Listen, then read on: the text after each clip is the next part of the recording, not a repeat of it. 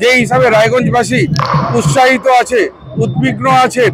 আগামী লোকসভা নির্বাচনের ফল কি হচ্ছে আপনারা এই জনজোয়ার দেখেই আপনারা হয়তো বুঝতে পারছেন।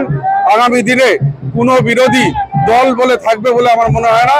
এখানে একটাই দল, তৃণমূল কংগ্রেস, তৃণমূল কংগ্রেস, তৃণমূল কংগ্রেস।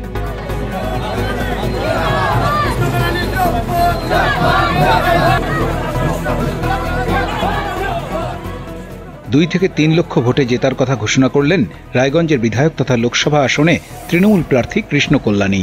সোমবার কলকাতা থেকে রায়গঞ্জে নেমেই কর্মী সমর্থকদের নিয়ে মিছিল করেন কৃষ্ণ কল্যাণী। রায়গঞ্জ স্টেডিয়াম থেকে মিছিল শুরু হয় এবং শেষ হয় বিধায়কের কার্যালয়ের সামনে গিয়ে।